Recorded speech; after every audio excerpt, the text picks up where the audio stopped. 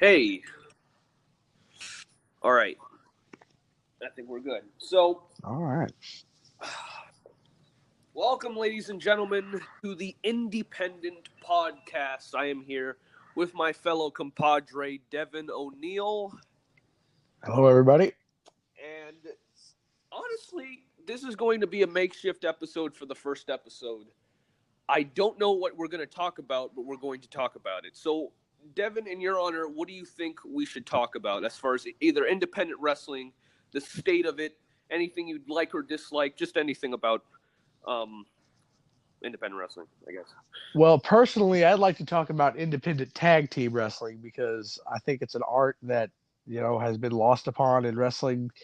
And I think that there's a lot of tag teams out there right now that have the ability to be great, but they got to get the opportunity to get there. What do you think, in your opinion, are some tag teams that stand out to you and some tag teams that you think are very underrated because the independent tag team division is almost not even existent. There's a lot of tag teams, but there's not a lot of tag teams in the independent wrestling that really stand out. Yeah. And I think one tag team in particular that stands out to me is the Workhorsemen, James Drake and Anthony Henry. For some reason, they just fit well together. We got to see them live at Glory Pros, Only the Strong Survive, and they were tremendous. They have some of the smoothest transitions from move to move that I've ever seen in my life. And James Drake is arguably the most athletic big that there is out there right now. Anthony Henry is about as stiff as they come with his strikes, and they're just smooth. And they have some of the best chemistry that I've seen as a tag team. And I think if you don't watch Evolve, then you're not really going to get to see what they do. But they stand out to me. Another tag team that stands out to me is Doom Patrol, Jaka and Chris Dickinson. Yes. They're great by themselves, but as a tag team, they fit together like a glove. Goes onto a hand. They're smooth. Obviously, they're great because Evolve wouldn't push people that, with Gabe Sapolsky at the helm, they wouldn't push people that weren't good in the ring. And they're, as members of Catchpoint, they know what they're doing. And to have the legacy that Gulak passed down onto them before leaving, they're one of those tag teams that really knows how to control the match, how to build the match to a fever pitch before eventually pulling the rug out from under you, because they're the dastardly heels that are going to just do whatever it takes to win. All right. I mean, Anthony, those teams that you mentioned, especially Doom Patrol, really stand out. What do you think makes a tag team good, or what tag team wrestling really makes, I guess, the psychology of a tag team? Because not many people understand what the psychology of a tag team match is. There's a reason. What's the gimmick? The gimmick of the tag match is in the name. It's a tag. You don't have to wrestle yourself. And I see most people in independent wrestling and in just tag teams in general have two singles matches. It's very weird. One man is having a full sequence with the other, and I feel like it's the same formula. You don't really see really true tag team formulas.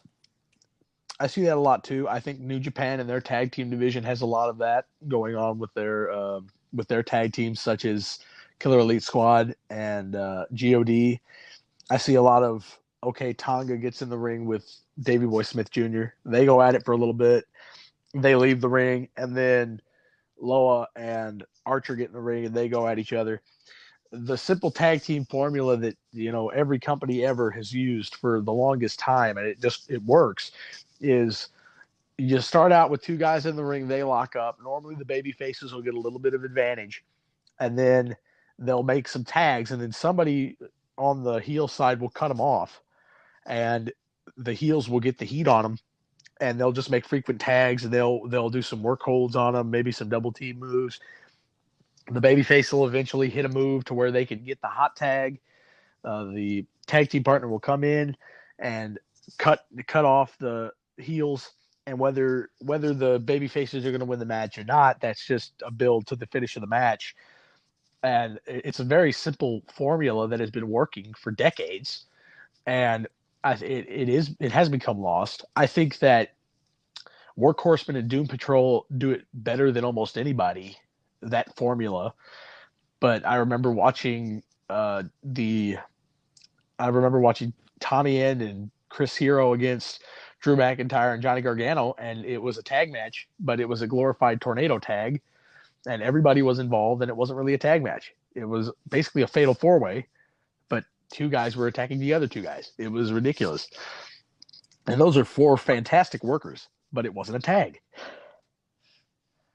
And like for me personally, I think the key to a tag match is that you have, like, there needs to be fluidity.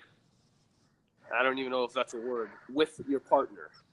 And I don't see, like, a lot of tag teams that I see don't really have that much chemistry. Another tag team that I've noticed is Desmond Xavier and Zachary Wentz, formerly known as Scarlet and Graves, but now they're the Rascals, current PWG tag team champions. Another, I guess you can call them a tag team. I think they're tag teaming sometimes, now they're enemies, and it's a weird situation, especially since they're brothers. Ray Phoenix and Pentagon. Oh, yeah. Lucha Bros, yeah. Another one. Dave Christ and Jake Christ. They've been tagging for a long-ass time, and nobody has really noticed them until now. Well, one of the teams that nobody really knows about recently debuted with Ring of Honor for their Future of Honor, and they had a match with the Briscoes for the tag belts. They're called the Besties in the World, and it's Davey Vega and Matt Fitchett. And these guys, they're smooth. I mean, they're two guys that, like, within the next year or so, you're going to start to see them kind of branch out, and I think they'll be wrestling for the bigger named promotions out there. And but they're smooth, and they have, as far as a tag team goes, they have some of the most crisp maneuvers as far as double teams and stuff like that. They have a great chemistry with each other that, like you said, has become lost with tag teams. I think a lot of times people just throw people together to see what happens, and a good 85% of the time it doesn't stick. But they continue to tag because they don't have anything else for them to do.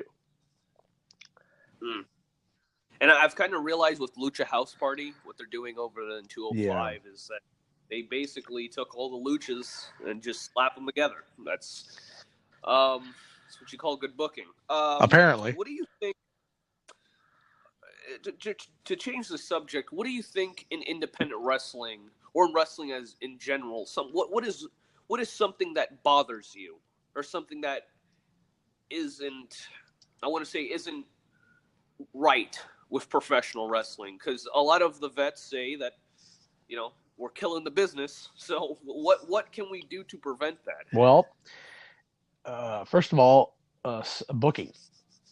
I'm a big stickler for booking, and I see it time and time again where something is building towards an obvious end, or something is building, and it just I'll idle in the middle of the angle, and they'll just scrap it, or the booker and promoter will just screw it up and have the wrong guy go over in the end.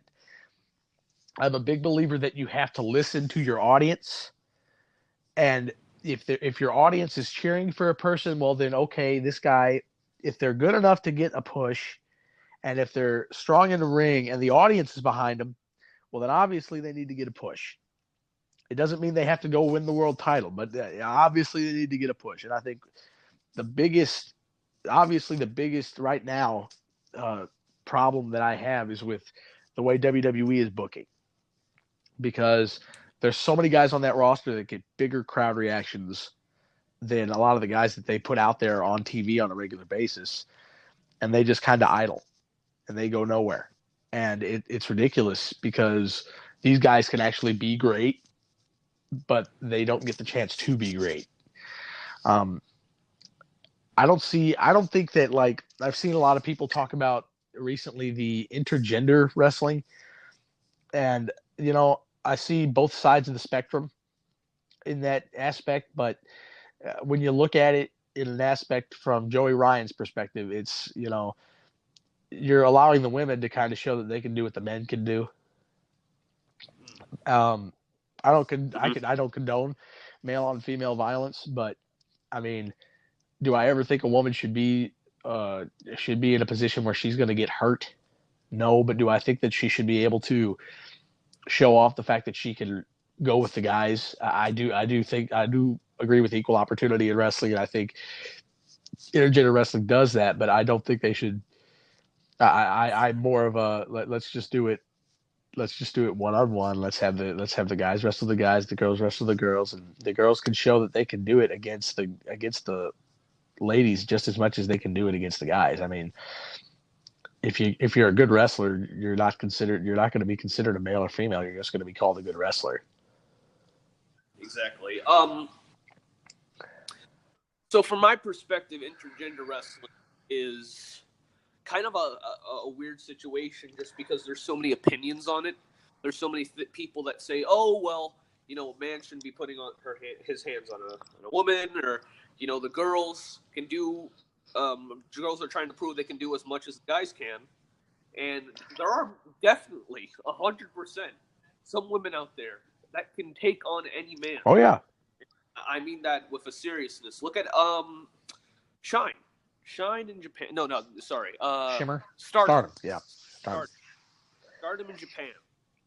Any of those women, I bet you, can take down any man. Any of them. Well, I won't say any of them, but most of them. Most of them can really, really bring it to some of the males. Oh, yeah. And I think it's a weird situation because Candice LeRae has kind of been a gatekeeper for, I guess intergender wrestling, because she tagged with Joey Ryan as a world's cutest tag team for so long, such a long time, and she's proved that she can do as much as she can do as much as the guys can do, and even more, because I don't know if anyone remembers, but a lot of people consider this one of the most horrid moments in independent wrestling history, when the Young Bucks super kicked Candice LeRae with I think it was thumbtacks. Yeah. Right to the face. That was a brutal spot, but it's like that just shows how much Candice LeRae is willing to do in order to move forward. Now I was horrified. I was absolutely appalled by the fact that they would do that. I don't know about anybody else, but I mean, this is somebody who's getting ready to maybe get the biggest spot in her career.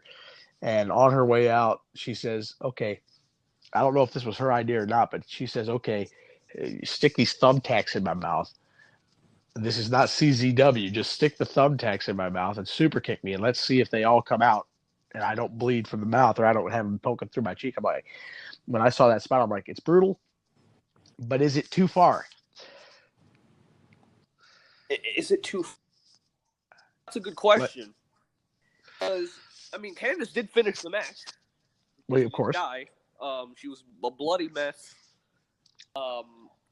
Probably one of the most emotional moments in PWG history, which is pretty crazy. When we're speaking in kayfabe here, I think. What's kayfabe? Yeah, I thought that died a long time ago. Yeah. So Candice LeRae, I think. What do you think about her spot on NXT? Because honestly, she's kind of been kind of being treated as a side piece of Johnny. And hasn't really had her own little singles run in the women's division, which is kind of frustrating. Well, I think I don't know where they're going, but I think if they're going to do the Nikki Cross match with Shayna at this takeover, I think they've already done Dakota Kai, and unless they bring Stephanie Newell to TV, I think the next obvious step is Candice.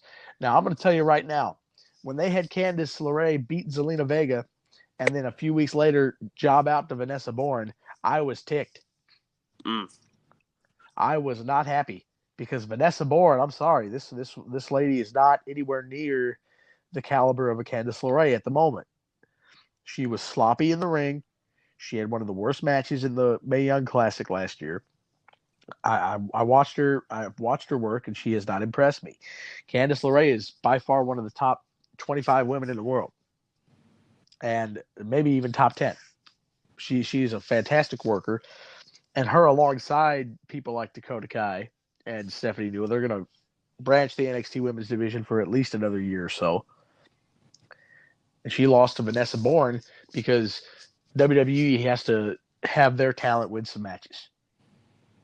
But I do not think that was a good idea. But I think the obvious step now for Candice is once this Gargano and Ciampa stuff comes to an end, which will probably happen either at this next takeover or the next one. I feel it's good, like it's good the next one. I think Ciampa wins this one, and then we move on to a rubber match.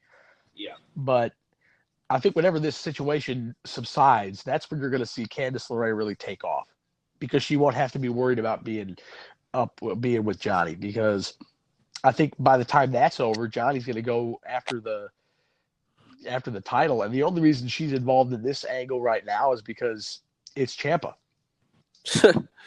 I mean, that's really the only reason she's involved. I know she's married to Johnny and all, but if it wasn't for the fact that Ciampa was there and that he was a part of their wedding, and they didn't publicize that, then she wouldn't be involved as much as she is. All right, so interesting angle with Johnny and Ciampa. I really like what they're doing there, especially since everybody likes what they're doing. Ciampa, in my opinion, one of the top heels in professional wrestling.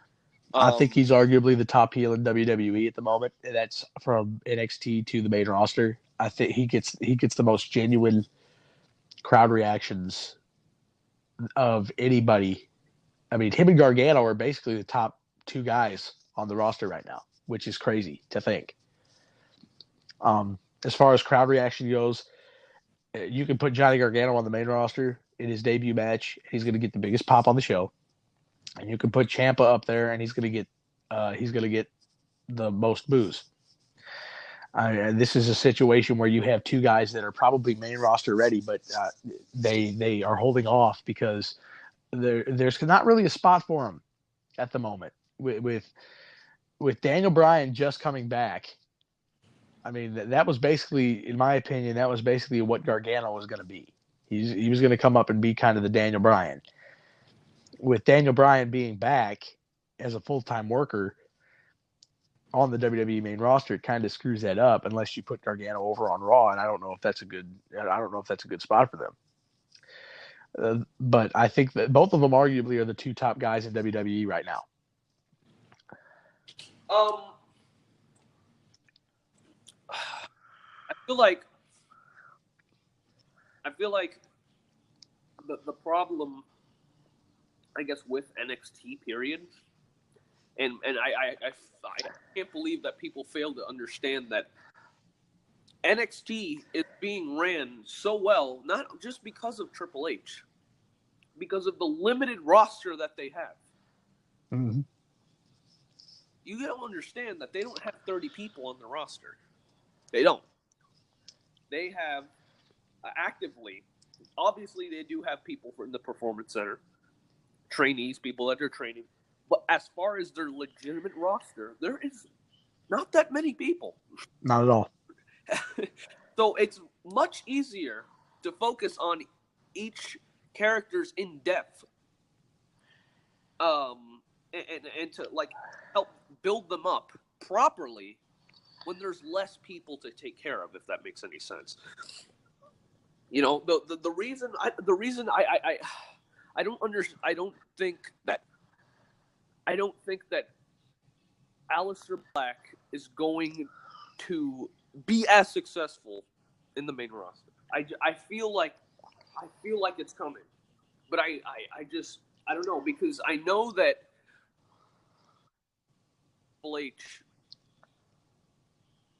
Triple H cares about the talent. All right, I understand that. There's a lot of people that would disagree with that, but the job that he's doing and everyone else that is helping him, they're doing great. Like I said, also smaller locker room. But what I'm trying to say is, I feel like some of the main roster flops that have happened has happened because it's not just because they're not under the watchful eye of Triple H. It's because the creative has so many other people to worry about. You know, it's not just you. It's everybody else. It's all this stuff, setting up, setting up written storylines. Because half of these storylines are written months in advance. Well, not many people realize that either. So, you know, they have top guys to worry about. Seth, what are they going to do with him? You know, Dean is going to return sooner or later. You know, now that they have the tag division that they don't care about, maybe they might care about the NXT call-ups. Who knows? Well, I the biggest issue that I have with a lot of the NXT flops that have come up, and the prime example here is Bayley. The character was ready-made, and now this is in part to Vince McMahon and his creative. They paid no attention to what that character was. They did not have a real understanding of what Bayley was supposed to be. They trotted her out there. She was the most over woman in the division as far as baby faces go. Maybe next to Sasha Banks, but the point stands that she was over, and she was one of the most over people on their roster in the women's division. They trot her out there. She wins the title under nefarious circumstances because Sasha came out with a crutch and drilled Charlotte in the gut with it. Stephanie McMahon comes out and says, you know what? You didn't win it the right way, so I'm going to ask you to turn the title over. And NXT Bayley would have gone, and this is what Bayley is, the whole essence of the character would have gone, you know what? You're right. I didn't win this the right way. So I'm going to give you this belt, and all I ask is that you give me another opportunity to prove that I can win it the right way. I don't need any help. You know, I'm a honorable person. I want to do this the right way. I mean, she's a character that, like, all right, I'll do it twice. She kind of, when she first started, she kind of reminded me of, I guess, you know, the classic 1960s Power Woman. Uh-huh. But modern, you know, like she was always that empowered babyface underdog for the women. And when she said, "Screw that, I'm the champ," I was like, "You just screwed her so bad." I'm like, and this is a thing where it's like the character was ready made, and it was the one character everybody thought there's no way they could screw it up because it's so genuine and it's already been built and there's no way you can screw it up. And then she says that, and it was all downhill from there. You end up going from there to the WrestleMania match where it was almost a complete flop. And then they go straight to Alexa Bliss, and she immediately loses the belt to Alexa Bliss. They have the worst segment possibly in Raw history. They have one of the worst matches on pay-per-view that you could possibly imagine. And now look at where Bayley is. She's the one taking the fall every single match. Yeah. And you know, Nakamura, it's another understanding where they had the understanding of the character, but they stuck him with people that you know, they stuck him with Ziggler, who was about as dead as a character could be at that point. They stuck him with Baron Corbin, and arguably one of the worst matches I've ever seen in my life, the infamous bear hug match with Baron Corbin. And then they stuck him with Jinder, and he lost twice. And fun fact, he's the only person that Jinder Mahal ever beat clean while the title was on the line. The only person he beat clean is Shinsuke Nakamura.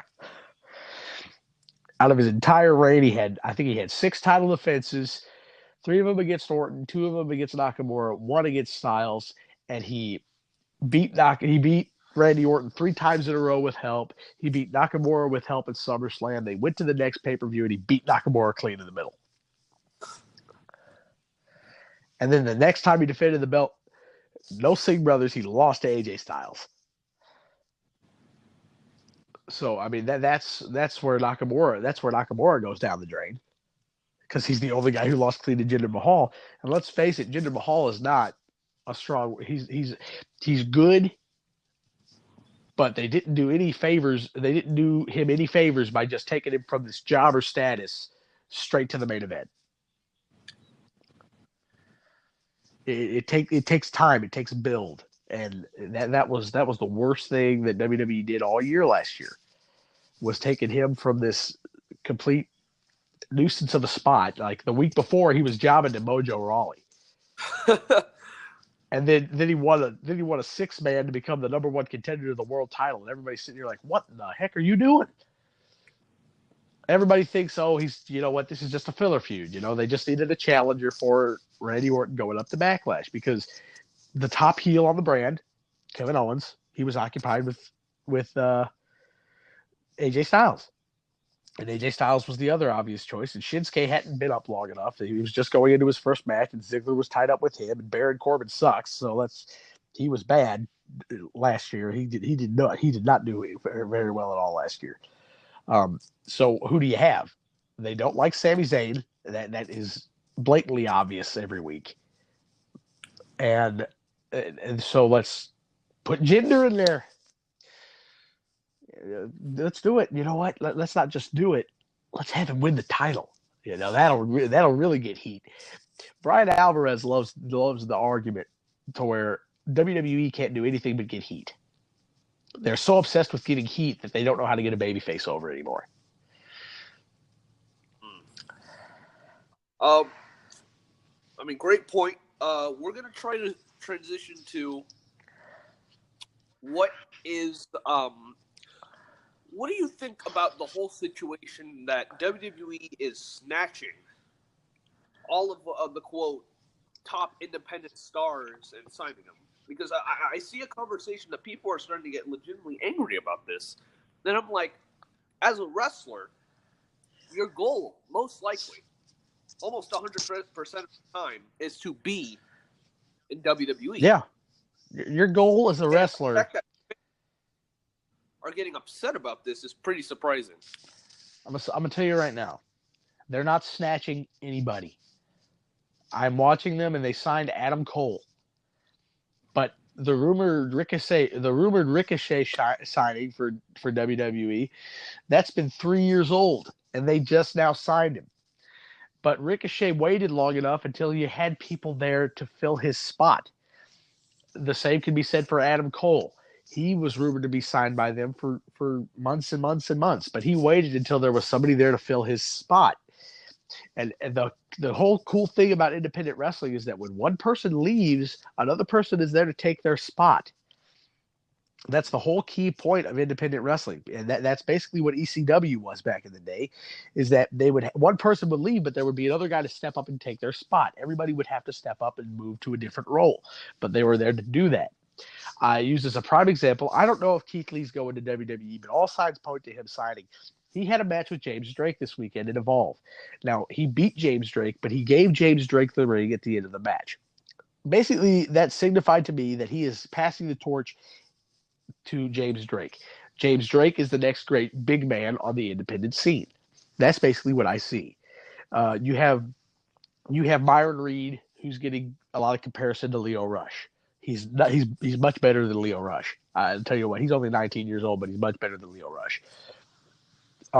As far as selling goes, at this point in his career, he doesn't take a power bomb through a table off a ladder and get right up.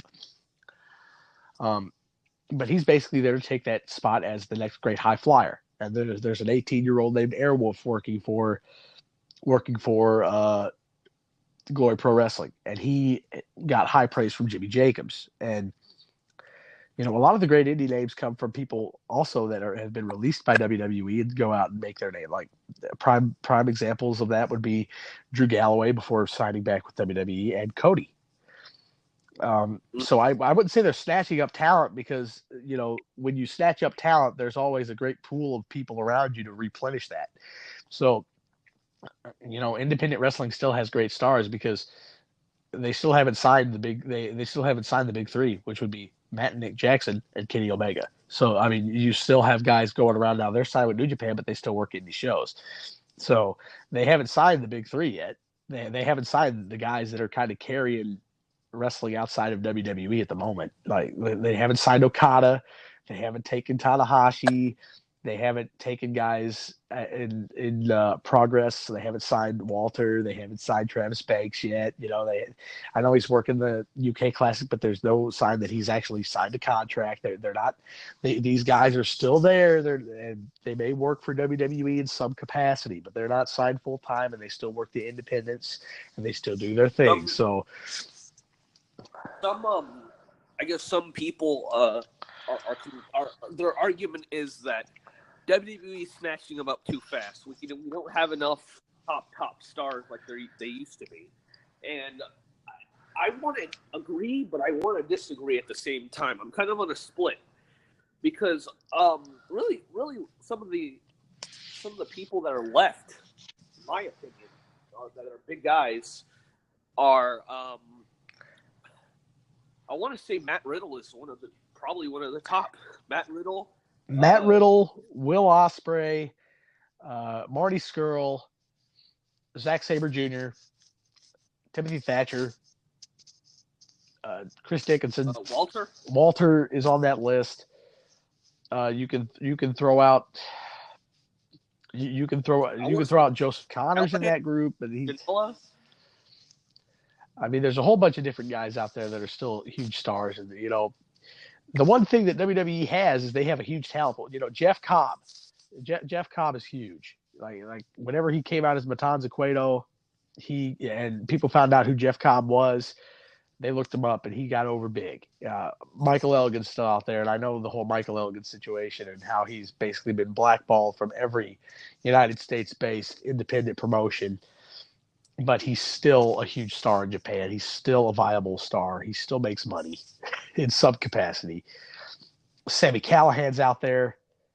Eddie Edwards is there. You got Pentagon and Phoenix running around. So there's still great wrestlers. There's still great talent. I can understand to a point, but WWE doesn't sign these guys outside of a few times a year. Like they bring them in for a class. They bring them in for a spring class, and they bring them in for a fall class. So they bring them in for May, and around May, June, they bring them in around, and then they take them and they bring them in around November. So there's only about two sets of signings every year, and not every one of those people that sign a contract are big indie stars. Like the key to this past class, they had Candice LeRae, Ricochet, and War Machine, but they signed about 15 other people.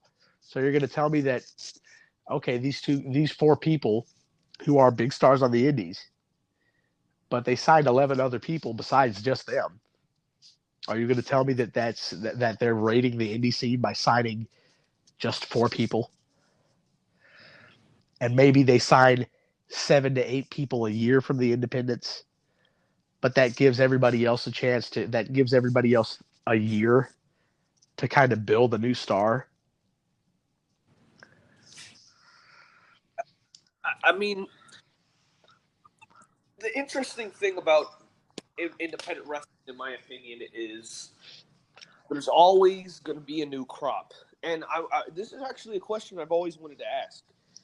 Do you think there will ever be a point where professional wrestling dies? I've seen that in my generation of people, and this would be your generation as well, the fan base is not as strong as it used to be. But I have come to realize that if you just get people and if you convince them to sit down and watch a single match, you got to pick the right match. But if you can convince them to sit down and watch a match, you can turn them into a wrestling fan with the snap of a finger. So I don't think it'll ever die off. I think the fan bases may shrink, but I think there's always that ability to, change a person's perspective on what wrestling is. I think there's still a large population of the people that love wrestling. And when you grow up, you're going to pass it on to your kids, and you're going to pass it on to the younger generation, and they're going to fall in love with it. And so I think eventually, because when you see people in the crowd, you see a whole bunch of young fans, you see teenage fans, and then you see a mixture of older fans in there as well. But when you look at audiences, there's still a deep love and passion for wrestling. And do I think it could happen eventually at some point? Sure, but everything eventually goes away. It's almost an absolute. Everything eventually goes away. But do I think it's going to last for until the day I die? Yeah, I think it's going to last until the day I die. So I don't think it'll go away in my lifetime, but I think at some point, because everything just goes away, everything eventually ends. No matter how great it is, no matter how much the fans love it, I think eventually wrestling will end. But I don't think it's going to be anytime soon.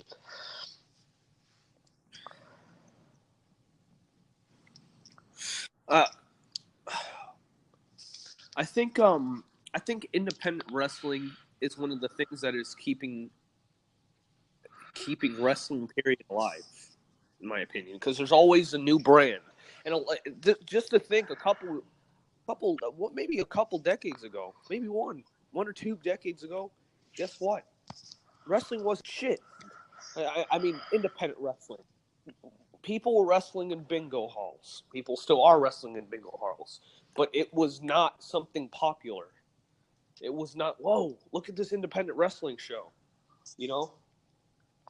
Now people want to prefer, I guess, independent wrestling other than WWE, you know? And now I feel like the accessibility of wrestling has completely boomed and grown. Because a couple of years ago we had tape trading. Mm-hmm. That was it. I mean, I can understand, like a match in Japan that you tape traded. Yeah, go ahead. I can absolutely see your point on that, because just in the past year, I guarantee there's at least 35 new indie promotions that have popped up over the country. I mean, just in the state of Missouri alone, there's Glory Pro Wrestling, but then there's other promotions that come that like kind of branch out on that, and they just work. The entire state of Missouri probably has about 20 different indie promotions within it. Then when you branch out to all across the world, you have UK indie, you have independent promotions all across the United States. You have independent promotions in Japan. You have independent promotions in Australia. India probably has independent wrestling promotions in it. I know Kali runs one. So all across the globe, there's a big boom of independent professional wrestling that gives you and every single one of them is different in its own way. Every single one of them is a nice alternative. And if you don't like the WWE style, which is probably why their numbers have gone from getting almost 5 million to 6 million viewers a week to barely scraping 3 million. When you have the alternatives that you have now, New Japan is the perfect alternative to WWE, because if you don't like the storyline base to it, well, then New Japan's going to give you a good storyline. It's going to be more simple, but they're going to give you a good storyline, a good story within a match, and they're going to give you great wrestling. A good alternative to New Japan would be PWG, because you're not going to get that New Japan style, but you're going to get a lot more. You're going to get much more spots in PWG than you normally would in Japan. But there's always the alternatives, and there's always I think every independent promotion has some sort of fan base. They have some sort of fan base, whether that be 30 to 40 people, or whether that be 100 to 200 people, or whether that be thousands upon thousands of people that watch your product. Every promotion has some sort of fan base. And with the advent of the WWN World Wrestling Network, and with the advent of the High Spots Network and all these streaming services that give wrestling the ability to go out there and be seen by people all across the globe, it's just I think Jimmy Havoc said that the past 3 to 5 years has been the most profitable that being a wrestler could be. To him, it's been the most profitable that it's ever been, and it's because there's a whole bunch of different avenues that you can take to see wrestling. I totally agree, and wrestling has just been such a dynamic over the past couple of years that the boom has just been completely, utterly just gigantuan. And I think wrestling is like one of the main contributors to streaming services. You know, like everybody has a streaming service now, and it's because it's an easier accessibility to professional wrestling, and that's what's great about it. I think we're going to talk about one more thing, and we're going to wrap up this episode. All right. And that question for you is, what is, or who is, in your opinion, the most influential thing in wrestling right now? What has the most influence on professional wrestling? Well, I know this might come unfortunate, but I think a lot of the high flying and the spot fests, because everybody wants to do a flip now. I mean, everybody wants to go out and do flips. I think that's a big influence, but I think really, to me, my entire life I've wanted to do, I've loved the promo work of people, and I think in order to be a great wrestler, you got to be able to cut great promos, not only and have a good character. I think that now it's like a lot of people want to do more lucha, and since lucha is highly based around character and building a character, and doing some high flying, but also just having fast paced wrestling inside the ring, I think really a lot of it is like lucha influenced. I think a big part of like the highly influenced part of wrestling nowadays has become lucha. Yeah. It's kind of weird, but I mean, when you look at what WCW brought luchadors to the United States on a mainstream scale in 1995. And ever since that day, you have seen like the lucha style go up and up and up in the United States and around the globe. And it's like ever since that day where guys like Rey Mysterio and Eddie Guerrero and Ultimo Dragon started wrestling in the United States on national television, the people that grew up with that are now starting to get into wrestling. And you're seeing a whole lot more of high flying in that lucha style. So in a way, what happened in the 1990s with Lucha Libre is the most influential part of what wrestling is today. And the funny thing about it is that just like lucha and high flying in Japan, most specifically FMW in Japan, all of those influences came right back at the influences in Japan and Mexican wrestling, because the U.S. style has now branded itself because of these influences, has now made it its own, and now it's influencing Lucha Libre and different moves in Lucha Libre, which is pretty insane to think. That is crazy. But I mean, when you look at what Lucha Libre is today, and in Mexico, Lucha's kind of there's only a few mainstream stars that you could actually consider superstars. Like Lucha Libre used to be where like it was the most popular thing in Mexico. When you went down to Mexico, everybody in Mexico had a mask. Everybody in Mexico had their favorites. But the unfortunate thing with Lucha Libre nowadays is that since everybody does it, the Lucha Libre style in Mexico has kind of started to die off. And that's hard to believe, because it's, when you look at the history of it, it's almost, if it's not the longest running style of wrestling in the entire world, it's close to it. Yeah. But it's kind of going away. And you know what? The funny thing is, they treat it over as if it were, a religion. It's almost like a party. When it's like a tradition when you go over there. The thing is, with Lucha Libre, I watch it and I just don't see any psychology to the matches. Not anymore. And I think that's kind of what's killing it. But I feel like it will never die. I don't think it will never die off. Just because I don't think it can die. When you have a promotion such as CMLL that's been around for 77 years now, or something close to that, I mean, it's like, this promotion's been running for it's like the longest running promotion outside of WWE in the entire world. It's like, you got to be kidding me with this. But they go and go and go, and for some reason it doesn't die, and they like, I've come to realize that luchadors and Japanese wrestlers somehow, some way, with the styles that they wrestle, like the high impact style they wrestle, they for some reason wrestle longer than United States based wrestlers. They if you work in Japan and you work in Mexico, and if you work as a luchador or a pure Risu wrestler, for some reason I've come that the average age of retirement for a Japanese worker or a Hispanic worker is far and away.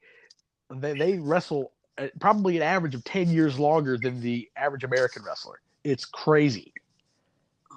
Have you seen Dory Funk Jr.? He's still wrestling. Well, Dory Funk Jr. is a nut. He's a nut. But I mean, like, when you look at, like, for the most part, guys retire when they hit 50.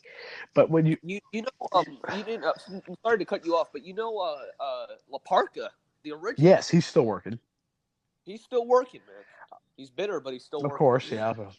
Well, he's bitter because of the fact that when he left Mexico, he went to work with WCW, and they gave his gimmick away.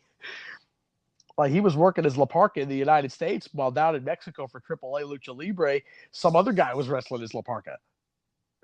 Yeah, because there's La Parca Dos and there's La Parca. It's La Parca Dos, and then it's LA Park. It's La Parca Dos, LA Park, and then there's La Parca Negro now. Yeah. Which is like ridiculous. I don't even know why they did that, because that's a horrible gimmick. But anyway, and then you look at guys like Ultimo Dragon is still working, and he's still wrestling at a high level. Muda is still out there working. Jushin Liger's still working. That's the craziest. The Jushin Liger wrestles at such a high level. I mean, he's been what? This is his 33rd, 34th year in wrestling? And he still wrestles great matches? Insane. It's insane. It's like, I mean, that's my point. I mean, when you look at these guys, there's some. If you look around, you're going to find some American wrestlers such as Dory Funk Jr. that still work and still wrestle and still go crazy. Like Bob Armstrong's in his 80s and he's still wrestling. So I mean, you look at guys like that. But I mean, in Japan, it's ridiculous. They'll retire. And they'll still be working every show that they have down there. It's crazy. Well, thank you, everyone, and Devin, for the first episode of the Indie-Pendent podcast. Thank you, everybody, for listening. Make sure you favorite this podcast, because we will be making more content, more episodes, and just more insight on the world of professional wrestling, professional wrestlers, maybe some possible interviews. As well, make sure you check out my soon-to-be broadcast partner, Yell Chaos.